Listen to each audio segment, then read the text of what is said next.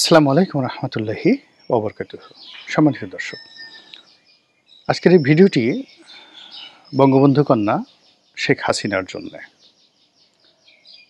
এখন বাংলাদেশে যারা ক্ষমতায় আছেন, এমনকি আওয়ামী লীগের যারা লোকজন রয়েছেন, তারা শেখ হাসিনাকে গালি দেওয়া, তাকে ছোট করা এবং তাকে নিয়ে কটূক্তি করাটাকে একটা স্টাইল হিসেবে মনে করছেন। এমনকি দলের আওয়ামী লীগের অনেক বড় বড় লোক একান্তে যখন এই বাংলাদেশে আছেন, বাইরে আছেন, বলার চেষ্টা করছেন যে শেষের দিকে তিনি এটা হয়ে গেছিলেন, ওটা হয়ে গেছিলেন, তার মধ্যে কোনো মানবতা ছিল না, ভদ্রতা ছিল না, তিনি সবসময় খুব যাকে বলা হয় জেদি ছিলেন, আরও অনেক নেতিবাচক কথা, যেগুলো যেহেতু আমি পাবলিকলি বলছি, যারা শেখ হাসিনা খুব ভালোবাসেন, শ্রদ্ধা করেন, তাদের জন্য এটা খুব অবমাননাকর হতে পারে, কষ্ট হতে পারে। এই জন্য আমি খুব সতর্কভাবে কথা বলার চেষ্টা করব। আর এখানে আমি নির্মোহভাবে কিছু কথা বলবো শেখ হাসিনার জন্যে। একজন বাইরের মানুষ হিসেবে বা একজন রাজনৈতিক বিশ্লেষক, মানে আমার যে বয়স, আমার যতটুকু আমি জানি এবং আমি যতটুক এই মুহূর্তে তাকে দেখছি, ততটুকুই বলবো। তিনি যখন ক্ষমতায় ছিলেন আমি সমালোচনা করেছি, শালীনতা সহকারে সমালোচনা করেছি তার সরকারের, কিন্তু ব্যক্তিগতভাবে আমি কখনোই তাকে কটাক্ষ করে কোনো সমালোচনা করিনি, করবো না কখনো। এর কারণ হলো যে আমি ব্যক্তিগতভাবে সবসময় একজন কৃতজ্ঞ মানুষ হিসেবে বেঁচে থাকতে চাই। আজকের গোলাম মোল্লা রনি যতটুকু পরিস্থিতি, যতটুকু বিস্তৃতি, সেটা আমি যদি আওয়ামী লীগের সংসদ সদস্য না হতাম, বিএনপি আমাকে মনোনয়ন দিত না। আবার বিএনপির মনোনয়ন পাওয়ার পরে আজকের এই সমাজে আমি যে একটা বিকল্প প্ল্যাটফর্ম পেয়েছি, কাজে আমি বিএনপির প্রতি কৃতজ্ঞ। এবং আমি যতটুকু এই যে কাজ করতে পারছি, কারো কিছু উপকার হোক বা না হোক, কিন্তু আমি যে বক্তব্য দিচ্ছি হয়তো অনেকের ভালো লাগছে।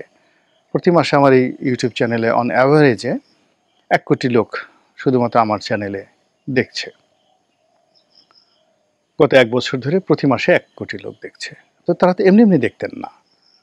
আবার শত শত মানে তরুণ যারা ইউটিউবার আছে, আমার ক্লিপগুলো তারা ইউটিউবে, তাদের চ্যানেলে, ফেসবুকে তারা যাকে বলা হয় কপি করছেন।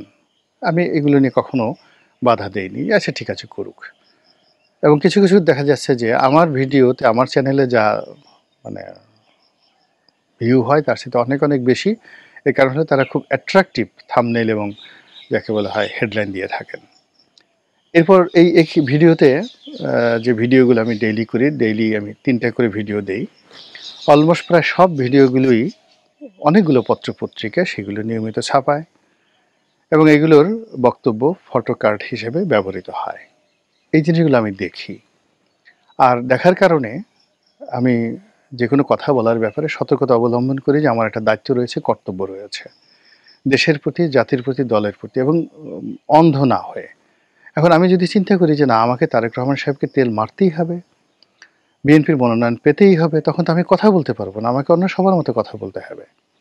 আমি যদি মনে করি যে আওয়ামী লীগের মতো একটা দল যদি আগামীতে ক্ষমতা আসে আমাকে একটা ডলা দেবে, বা আওয়ামী লীগের মতো একটা দল যদি ভবিষ্যতে ক্ষমতা আসে আমি আবার সেই দলে ফিরে যাব, মন্ত্রী হব, এমপি হব, আসলে এই যে এখন আজকে যে কথাগুলো বলছি সেই কথাগুলো বলা যাবে না। দায়িত্ব এবং কর্তব্যবোধ থেকে বলছি। আমার নিজের যে ব্যক্তিগত অভ্যাস, চরিত্র, আমি সাধারণত একটা মানুষ যখন খুব দুর্বল অবস্থানে থাকে তাকে সান্ত্বনা দেওয়ার চেষ্টা করছি, যদি তিনি আমার শত্রুও হন।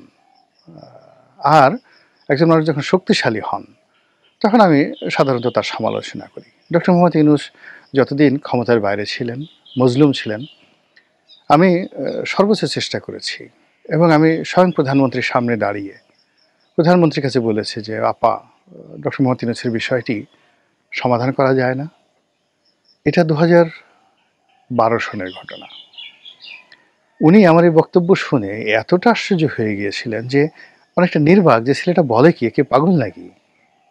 যেখানে আমার সামনে ওবায়দুল কাদের সাহেব দাঁড়ানো, এসটি ইমাম সাহেব দাঁড়ানো, ডক্টর হাসান মাহমুদ সাহেব থেকে শুরু করে জাহাঙ্গীর কবির নানক, অন্তত 1 ডজন সিনিয়র নেতৃবৃন্দ আমরা প্রায় ক্লোজ ডোরে 2 ঘন্টা 2.5 ঘন্টা একটা বিষয় নিয়ে আলোচনা করছিলাম। তো সেখানে একেবারে সবার সামনে তরুণদের মধ্যে আমি ছিলাম, তারানা ছিল, তারপরে পলকও ছিল সম্ভবত, আ অপু উকিল ছিল, নাজমা ছিলেন। তো তার মধ্যে বেকুবের মতো বলে ফেললাম। তো এটা ডক্টর ইউনূসের জন্য বলেছি। কিন্তু যেই মুহূর্তে তিনি ক্ষমতায় এসছেন, তার কাছে আমার কোনো স্বার্থ এক্সপেকটেশন বা প্রয়োজন এটা কখনই যেভাবে আমার অতীতে শেখ হাসিনার কাছে আমার হয়নি, দরকার পড়েনি। আমি এমপিগিরি করেছি, যে কটা বেতন পেয়েছি, ভাতা পেয়েছি, ওটা দিয়ে চলেছি।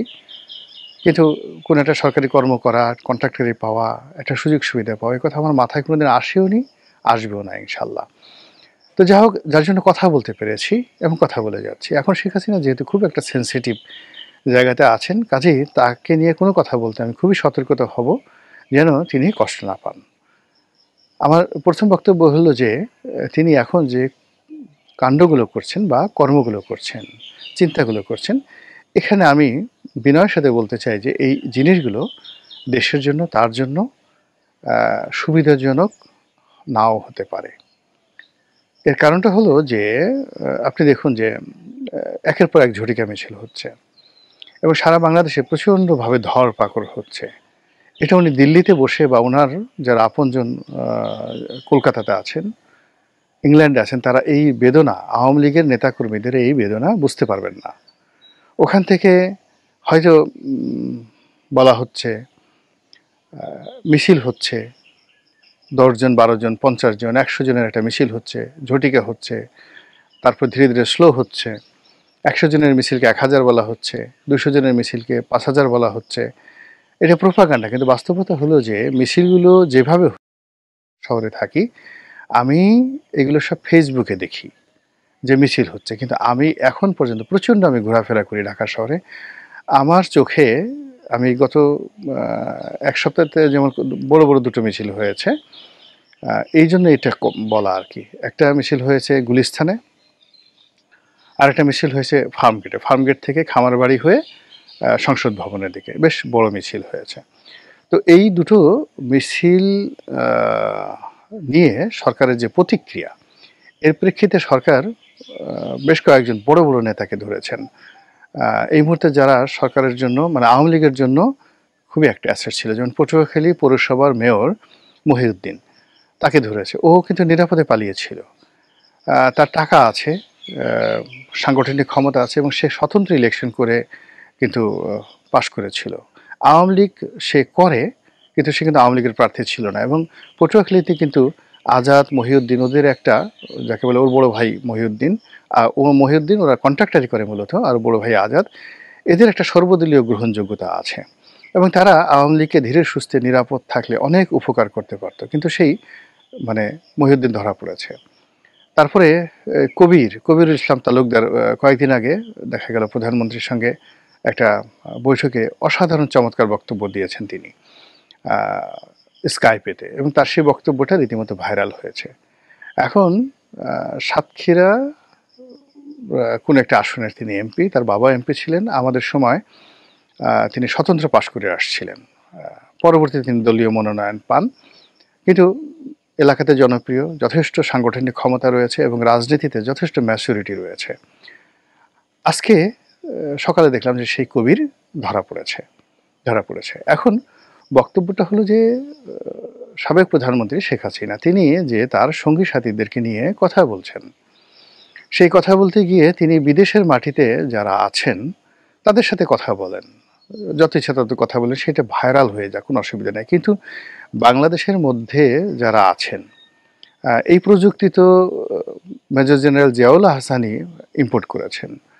এই প্রযুক্তি শেখ হাসিনার জামানাতে ইম্পোর্ট করেছেন, যে আপনি ভাইবার, টুইটার, এনি সোশ্যাল মাধ্যম, লিঙ্কডইন, ফেসবুক, মানে যেভাবেই আপনি কথা বলেন না কেন, যে মাধ্যমে কথা বলেন না কেন, বাংলাদেশে এখন সেই প্রযুক্তি সরকারের কাছে, রাষ্ট্রের কাছে আছে। উইদিন ফিউ মিনিট, অল্প কয়েক মিনিটসের মধ্যেই আপনার লোকেশনটা কিন্তু ট্র্যাক করে ফেলা যাচ্ছে। ১। ২ নম্বর হলো যে যারা পরিচিত লোকজন রয়েছেন, কৌশলগতভাবে যাদের গুরুত্ব রয়েছে, তারা কেন এই ধরনের বৈঠকে আসবেন এবং কথা বলবেন যারা বাংলাদেশে আছেন?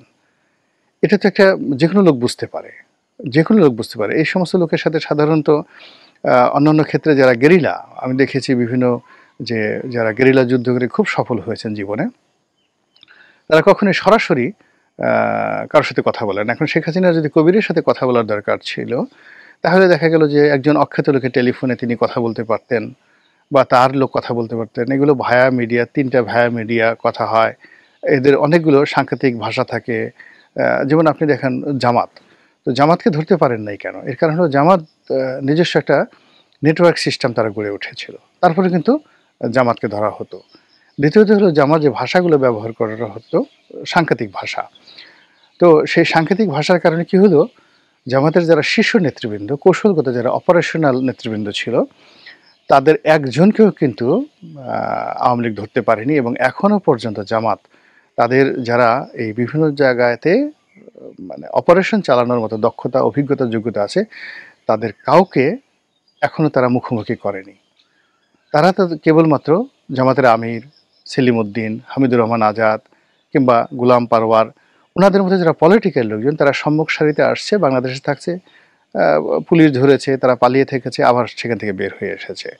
কিন্তু তাদের যে মূল কাজগুলো, যারা ইফেক্টিভ হয়ে কাজগুলো করে, তারা কেউ মানে তাদের নামও এখন পর্যন্ত ডক্টর মোহাম্মদ ইউনূস জানতে পারেনি। এই যে সাদিক কায়েম যেভাবে ছাত্রলীগের মধ্যে লুকিয়েছিল, এটা পলিটিক্যাল উইংসের দ্বিতীয় গ্রেড।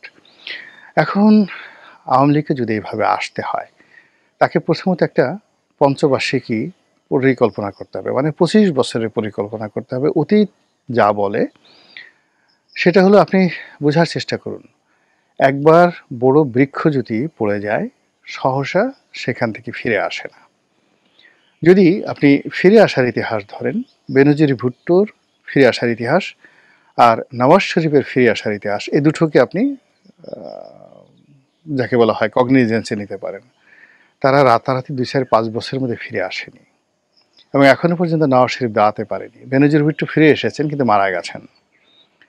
তো এই বিষয়গুলো বিএনপিকে স্মরণ রাখতে হবে, আওয়ামী লীগকে স্মরণ রাখতে হবে। তারা যদি মনে করে যে 1 বছরের মধ্যে, 6 মাসের মধ্যে, 2 বছরের মধ্যে মানে তারা ফিরে আসবে বা তারা এই কাজগুলো করবে, ক্ষমতা দখল করে ফেলবে, এটা দিবার স্বপ্ন, প্রচণ্ড দিবার স্বপ্ন।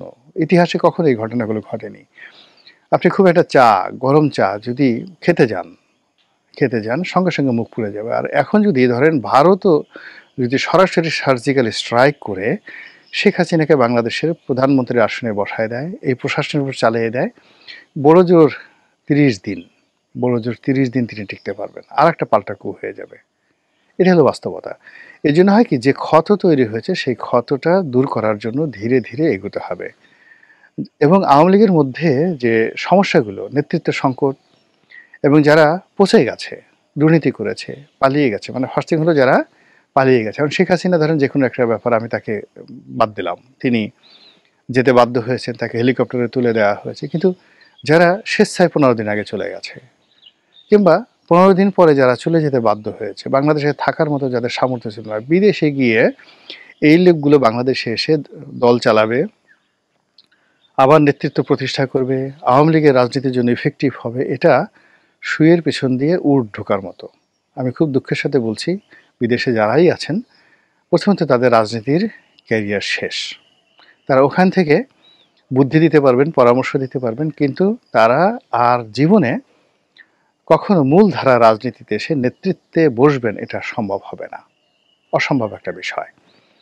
রাজনীতি একটা সাহসের ব্যাপার। আপনি গিয়ে দেখুন যে এই যে বেগম জিয়া বাংলাদেশে বসে আছেন, কত নির্যাতন জুলুম হয়েছে, কিন্তু তিনি আছেন, ফলে বিএনপিটা কিন্তু টিকে আছে। আবার দেখেন, তারেক জিয়াকে বিদেশে পাঠিয়ে দেওয়া হয়েছে, এখন সমস্ত কিছু তার নিয়ন্ত্রণে, তার দল সব কিছু করছে, কিন্তু তিনি আসতে পারছেন না। একইভাবে জয়ের কথা বলেন, ববির কথা বলেন, যারা এখন বিদেশে বসে আছেন, তারা কেউ বাংলাদেশে এসে মানে তারেক জিয়ার সাথে ভালো কিছু করবেন, এটা আপাতত কল্পনা করা যায় না। ইকুইভ্যালেন্ট তারেক জিয়া জয়, মানে এখন তারেক জিয়ার জন্য যে অবস্থা তৈরি হয়েছে, জয়ের জন্য আগামীতে হয়তো এরকম বা এর সাথে 19-20 হবে, এর বেশি হবে না। এর কারণ হলো যে আপনি গিয়ে দেখুন যে যখন আকবর জন্ম নেয়, তখন সুলতান সুলেমান জন্ম নেয়, যখন সুলতান সুলেমান জন্ম নেয়, তখনই কিন্তু দেখা যাচ্ছে যে রানী এলিজাবেথ জন্ম নেয়। তো এখন এই সময়টাতে আমরা যারা আছি, রাজনীতি করছি, আমরা যে সবাই খুব মহামানব আর একজন যে অল্প মানব তা নয়, মোরালেস আমাদের মধ্যে 19-20 পার্থক্য। নিজেকে খুব বড় মনে করার কোনো কারণ নেই, ছোট মনে করার কারণ নেই। ফলে এখানে সাবেক প্রধানমন্ত্রী খালেদা জিয়া বা শেখ হাসিনা সাবেক প্রধানমন্ত্রী, তাদের মধ্যে যে একটা মনস্তাত্ত্বিক দ্বন্দ্ব যেটা ছিল, এটা আমাদের বাংলাদেশকে কিন্তু সর্বনাশ করেছে। এর কারণ হলো তারা একে অপরকে সুপিরিয়র ভাবতেন। বেগম জিয়া কী কারণে নিজেকে সুপিরিয়র ভাবতেন তিনি বলতে পারবেন। শেখ হাসিনা কী কারণে নিজেদেরকে সুপিরিয়র ভাবতেন সেটা তিনি বলতে পারবেন। কিন্তু প্রকৃতির যে আইন সেটা হলো প্রকৃতি সাধারণত সমপর্যায়ের ক্যারেক্টারিস্টিক্সের মানুষজন একসাথে পৃথিবীতে পাঠায়। রবীন্দ্রনাথ যখন আসছে, নজরুল তখনই আসছে, মাইকেল মধুসূদন দত্ত তখন আসছে, রামমোহন রায় তখন আসছে, রামমোহন রায়, ঈশ্বরচন্দ্র বিদ্যাসাগর তখন একসাথে আসছে, সমসাময়িক। আবার এখন যে দেখেন যে যারা আসছে এই সমাজে, মন্দর দিক চিন্তা করেন, ভালোর দিক চিন্তা করেন, সব একসাথে ইকুয়াল পর্যায়ের। এর মধ্যে কেউ যে খুব মহামানব, খুব বড়, আমার কাছে সেটা মনে হচ্ছে না। তো রাজনীতিতে যখন ইগো, যে ক্ষমতা থাকে, এখন যারা ক্ষমতা আছে তারা যদি মনে করে তারাই শ্রেষ্ঠ, তারা আওয়ামী লীগের চেয়ে 100 গুণ শ্রেষ্ঠ, নট লাইক দ্যাট। তারা আওয়ামী লীগের চেয়ে খারাপ, এত খারাপ যে দেখেন 1 বছরের মধ্যে তারা কি সর্বনাশ করে ফেলেছে ইকোনমির, তারা দুর্নীতিতে কি কাজ করে ফেলেছে। বিএনপির যদি লোকজন মনে করতো যে ও মাই গড, আমরা দ্বিতীয়বার ক্ষমতা আসলে আর কখনো আমরা খারাপ কাজ করবো না, কিন্তু দেখেন 1 বছরের মধ্যে তারা আওয়ামী লীগ যা করেছে তার চেয়ে খারাপ কাজ করেছে। আবার আওয়ামী লীগ যদি বাংলাদেশে আসে, কোনো পরিবর্তন হবে না, ঠিক সেম কাজই করবে যেটা বিএনপি এখন করছে, সেম কাজ করবে। তো কাজে এখানে আবেগপ্রবণ হওয়ার দরকার। এখানে যদি প্রকৃতির আইন সাবেক প্রধানমন্ত্রী মানেন, তাহলে তিনি বুঝতে পারবেন যে তাকে একটা পঞ্চবার্ষিক পরিকল্পনা করতে হবে, 25 বছরের একটা পরিকল্পনা করতে হবে। এবং সেই পরিকল্পনা কি যদি 1 বছরের মধ্যে ঘটে যায় আলহামদুলিল্লাহ তার জন্য, 5 বছরের মধ্যে ঘটে যায় ভালো, না হলে 25 বছর যদি ঘটে, তিনি কতদিন থাকবেন, তার সন্তান কতদিন থাকবেন, তার জেনারেশন কতদিন থাকবে, কিভাবে চলবে, এই বিষয়গুলো চিন্তা করলে তার কষ্টটা লাঘব হবে।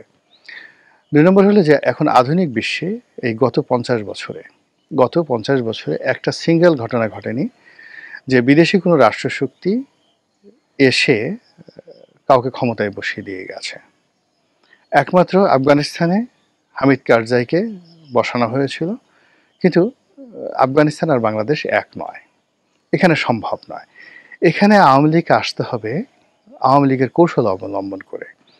এখন সেই কৌশলে যদি আওয়ামী লীগ তার ইফেক্টিভ লোকগুলোকে হারিয়ে ফেলে, এই যে এখন মিছিল হচ্ছে, মিটিং হচ্ছে, দৃশ্যমান নেতাকর্মীরা ধরা পড়ছে, তাদেরকে নিয়ে জেলখানাতে জুলুম হচ্ছে, অত্যাচার হচ্ছে, কোর্ট কাছারিতে অত্যাচার হচ্ছে, বাড়ি বাড়িতে গিয়ে ডিম মারা হচ্ছে, বাড়ি বাড়িতে গিয়ে যে ধরেন অপদস্থ করা হচ্ছে, এইটা যদি আরও বছর খানিক চলতে থাকে, বিশ্বাস করেন এখন বিএনপির যে লোকগুলো যাদের মেরুদণ্ড নষ্ট হয়ে গেছে, সাহস নষ্ট করেছে, আওয়ামী লীগ করেছে, ঠিক সেম জিনিসটা আওয়ামী লীগের নেতাকর্মীদের করে ফেলা হবে। এদের কারো সাহস থাকবে না, শক্তি থাকবে না, সামর্থ্য থাকবে না, দরিদ্র হয়ে যাবে।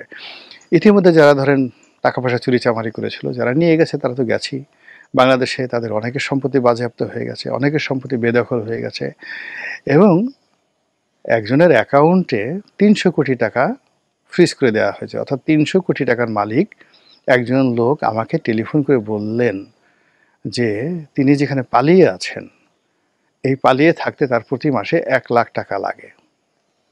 আর সেই 1 লাখ টাকা হাওলাত করার মতো অবস্থা নাই, তার টাকা নাই, তিনি বিভিন্ন লোকের কাছে প্রতি মাসে 10,000 টাকা করে নিয়ে এই 1 লাখ টাকা তিনি যেখানে পালিয়ে আছেন তিনি খরচ করছেন। তার 4টা গাড়ি 5টা গাড়ি সব বিক্রি করে দিয়ে রাস্তার ফকির হয়ে গেছে। তো এটা হলো রিয়ালিটি। এটা যদি শেখ হাসিনা বুঝেন যে অবস্থা কী হচ্ছে, একজন ধরেন দিল্লি থেকে বা ওখান থেকে কিছু টাকা পাঠিয়ে দেওয়া হলো, একটা মিছিল করা হলো, তারপরে শেষে পত্রপত্রিকা আসলো, মানে ইউটিউবে আসলো, এটা আসলে এই মুহূর্তে মানে উপকারের চাইতে ক্ষতি করছে দলের বেশি, ভীষণ রকম। আর দ্বিতীয়ত দলের যারা সত্যিকার অর্থে ইফেক্টিভ দেশে এবং দেশের বাইরে, তাদেরকে ফ্রন্ট লাইনে আনাটা আমার কাছে বুদ্ধিমানের মতো কাজ হচ্ছে না। আর যাদের কারণে এই দল মানে বিরক্তির শিকার হয়েছে, আপনি মানে যারা দুর্নীতি করেছে, পালিয়ে গেছে, বিরক্তির সৃষ্টি হয়েছে, বিশ্বাস করেন এখানে মানে যারা জয়ের বন্ধু পরিচয় দিত, জয়ের আপনজন পরিচয় দিত, তাদের কারোরই সংগঠনের মধ্যে, দেশের মধ্যে এবং রাজনীতিতে একটা বিন্দু বসানোর মতো, ডট বসানোর মতো অবস্থা নেই। তো যে ভুলটি ক্ষমতায় থাকতে বোঝা যায়নি, এখনও যদি সেই বক্তব্যগুলোর সামনে আসে। অর্থাৎ শেখ হাসিনার বক্তব্য প্রচার করছে মোহাম্মদ এ আরাফাত। এর চাইতে আত্মপ্রবঞ্চনা আর হতে পারে না। এখনো যদি পলককে বের করে সামনের সারিতে নেতা বানানো হয়, শাহরিয়ারকে সামনের সারিতে নেতা বানানো হয়, এর কারণ হলো এই মানুষগুলো ছিলেন মানে সজীব ওয়াদুদ জয়ের কাছের মানুষ। এখনো যদি করা হয় তাহলে বুঝতে পারেন যে আওয়ামী লীগের নেতাকর্মীদের কপালে কী দুর্ভোগ আছে। কিংবা শেখ হাসিনার যারা একান্ত কাছের মানুষ ছিলেন, ডক্টর এস টি ইমাম, মশিউর রহমান, কিংবা ধরুন অন্যান্য যারা ছিলেন, উনি এই যে আমলাতন্ত্রের সিভিল সার্ভিসের আবু নাসের মোহাম্মদ কামাল থেকে শুরু করে পুলিশের যে সমস্ত লোকজনকে তিনি প্রমোট করেছিলেন, দেখেন সেই মানুষগুলো যে আবার সামনে আসে। রাজনীতিতে যে মানুষগুলো খুব বদনাম কামিয়েছে, এখন তারা হয়তো মোহাম্মদপুরে একজন একটা মিছিল করছে, একজন দুটো বোমা মারছে, বিদেশে গিয়ে হয়তো হঠাৎ করে একটা ঝটিকা মিছিল করাচ্ছে। আর এটা যদি আওয়ামী লীগ মনে করে এটা খুব কাজ হচ্ছে, নট লাইক দ্যাট। এখন বিশ্বাস করেন যে কাজগুলো দরকার, মানুষের মনোজগতে একটা বিল্ডিং দরকার, ন্যারেটিভ তৈরি করা দরকার, বুদ্ধিবৃত্তিক কেন্দ্রে।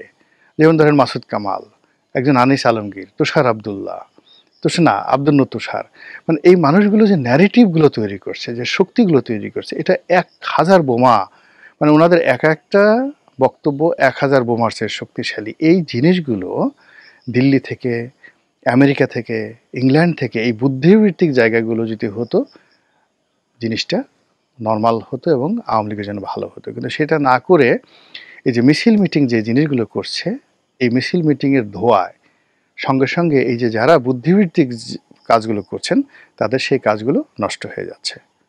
আশা করি আওয়ামী লীগ সতর্ক হবে। এই কারণ হলো এই দেশটা তো আমাদের সবার, আওয়ামী লীগকে আমরা তো বাদ দিতে পারবো না। সবাইকে মিলে এই দেশটা পুনর্নির্মাণ করতে হবে, পুনর্গঠন করতে হবে, ভুল থেকে বের হয়ে আসতে হবে। মহান আল্লাহ আমাদের সবাইকে হেদায়েত দান করুন এবং হেফাজত করুন। আসসালামু আলাইকুম ওয়া রাহমাতুল্লাহি ওয়া বারাকাতুহু।